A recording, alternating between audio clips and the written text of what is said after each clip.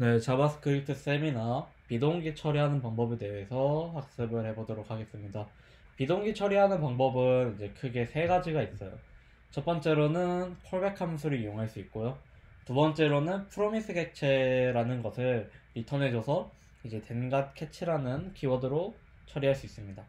세 번째로는 이제 가장 최신으로 제가 가장 많이 사용하는 프로미스 객체를 리턴을 받았을 때 assign과 await이라는 키워드를 이용해서 비동기 처리를 해줄 수 있습니다. 한번 이제 해볼게요. 가장 먼저 할 것은 콜백 함수를 이용한 거예요.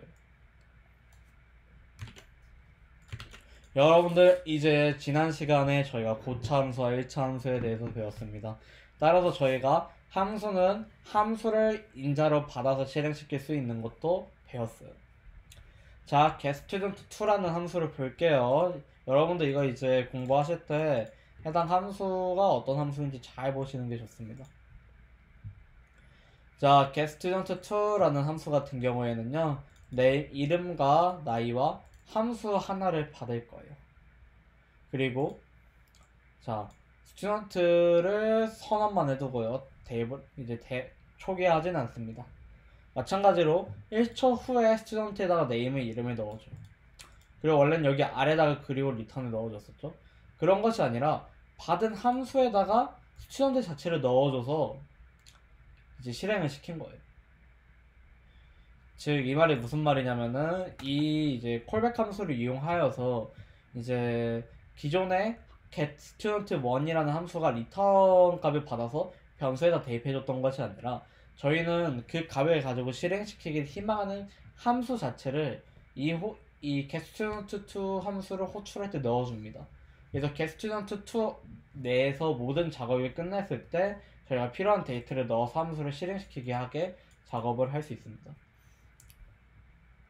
자, 그래서 getStudent2를 호출해 보는 것을 보면은 name과 age를 받고 세 번째에는 callback 함수를 넣은 것을 볼 수 있습니다. callback 함수 같은 경우는 무엇을 넣었냐면은 student라는 얘를 받아서 콘솔 로그 찍어주는 거예요, 그대로. 자, 그럼 이 student를 받아서 콘솔 로그 찍어주는 함수가 여기로 왔죠, 여기. 펑션. 그래서 펑션에다가 저희가 만들어 놓은 스튜던트를 대입하게 되면은 name과 age가 있는 상태로 로그가 찍히게 되겠네요. 이렇게. 사실 이 방법은 권장하지 않습니다. 왜냐면은 여러분들이 어떤 함수가 길어지게 짜는 것은 별로 좋은 것이 아니지만 여러분들이 나중에 개발을 하실 때 콜백 함수가 이렇게 많이 겹치게 된다면은 생각보다 로직이 많이 불편하고 가독성이 많이 떨어지기 때문에 현재로서는 해당 방식을 사용하지 않습니다. 자, 그 다음 방식 여러분들이 꼭 반드시 알아둬야 되는 것이 나왔습니다. 바로 프로미스 객체입니다. 프로미스 객체 같은 경우에는 자바스크립트 ES6 문법에서 등장한 새로운 객체예요. 자, 이게 그러면 어떤 역할을 해주냐? 근사한 시간에 저희가 얻을 수 있는 값 혹은 예외 처리로 얻게 될 값을 저희가 프로미스 객체를 통해서 쉽게 얻을 수 있습니다. 자, 방금 했던 소리가 무슨 소리냐? 프로미스 객체를 이용하게 되면은 저희가 비동기 처리를 생각해서 원하는 값을 받아낼 수 있다 이 말이라고 생각을 하면 됩니다. 프로미스 객체를 생성을 할 때는 new promise라는 이제 명령어 문법으로 이제 생성을 하게 해주고요. 프로미스 객체를 생성을 할 때는 콜백 함수를 하나 담게 되는데 콜백 함수에 이제 인자로는 resolve와 reject가 들어오게 됩니다. resolve와 reject가 들어오게 되는데 여기서 이제 resolve와 reject가 각각 어떤 역할을 하게 되냐면은 resolve에는 저희가 이제 앞으로 원하는 값이 들어가게 될 거고 리젝트에는 예외 처리가 발생했을 경우에 값이 들어가게 될 겁니다. 자, 일단은 이 프로미스 객체 그냥 이렇게 만든다 정도만 하면 되고 자, 아래 예시를 보면서 한번 볼까요? 자, 여태까지와 다르게 getStudent라는 함수는 프로미스 객체를 리턴을 한다고 적혀있네요. 보이시나요? 프로미스 객체를 리턴하게 됩니다. 자, 프로미스 객체는 제가 아까 말했죠. resolve와 reject를 인자로 받는 함수 이렇게 하나를 실행시키게 됩니다. 하나를 받게 되는 거죠. 정확히 말하면은. 자, 이거 보니까 여기 똑같아요. set timeout을 실행을 시키게 됩니다. 1초 후에 여기 안에 있는 코드를 실행시키게 되는 거겠죠. 자, 근데 여기 보면은 만약에 이름이 없을 경우 reject error, new error, undefined name이라는 코드가 적혀 있어요. 자, 이게 무슨 의미냐면은 저희가 이 함수를 호출을 받을 때 name에 값이 들어있어야 되는데 name에 값이 들어있지 않으면은 저희가 또 아래에서 에러가 나겠죠. 이런 것들을 예외 상황이 발생한다고 합니다. 여러분들이 개발을 하실 때는 클라이언트 개발자든 특히 서버 개발자분들은 특정한 예외 상황에 대해서 많이 대비를 해두셔야 돼요. 이 상황 같은 경우에는 name이라는 값이 필수 조건으로 들어와야 되는데 들어오지 않을 경우는 에러 처리를 해주는 겁니다.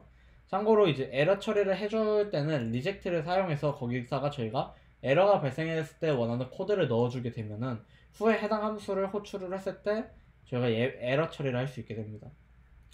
자, name이 있다면은 이거 걸려지지 않고 이쪽으로 내려오겠죠. 그 후에는 이제 스튜던트에다가 name하고 age라는 값을 담게 되고요.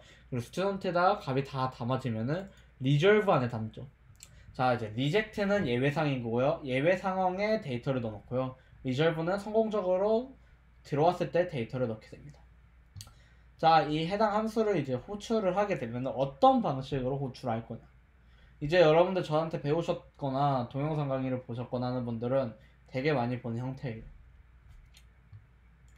자, 보면은 getStudent 3이라는 함수를 이제 name과 age를 넣어서 호출을 했는데 .den과 .catch를 찍었죠. 자, 이게 프로미스 객체의 가장 큰 특징입니다. .den과 .catch를 이용해서 해당 함수를 호출을 했을 때 성공을 했을 때와 예외가 발생했을 때로 분기 처리를 가능합니다. 자, 따라서 저희는 이제 이거를 실행시키고 성공하게 되면은 이제 성공한 리절트 값을 가지고 코드를 실행시키게 되고 실패하게 되면은 실패한 값을 가지고 코드 실행을 시키게 됩니다. 자, 보면 이제 눈치 빠르신 분들은 알 수 있을 거예요. 저희가 프로미스 객체를 리턴을 했는데 프로미스 객체는 리졸브와 리젝트가 중요하다 했습니다. 왜 중요했냐? 자, 리졸브에 들어가는 값이 den 안에 들어오는 콜백 함수의 인자값으로 결과값이 넘기게 됩니다. 즉 resolve 가로 스튜던트 여기 있는 값이 den하고 여기 있는 이제 값으로 담겨서 들어가게 되고요. reject 같은 경우에는 마찬가지로 여기 에러에 담기게 됩니다. 자, 이제 사실 여러분들이 프로미스 객체를 배우실 때 물론 직접 만드실 수도 있어야 되지만 직접 만드는 것이 좀 어렵다고 느껴지신다면은 프로미스 객체를 리턴을 받을 때가 많을 거예요. 생각보다 여러분들이 개발을 하실 때는 모듈을 많이 사용하잖아요. 그리고 패치나 엑시오스 같은 경우에도 비동기 통신이기 때문에 이제 비동기 처리를 해줘서 프로미스 객체를 리턴을 하게 됩니다.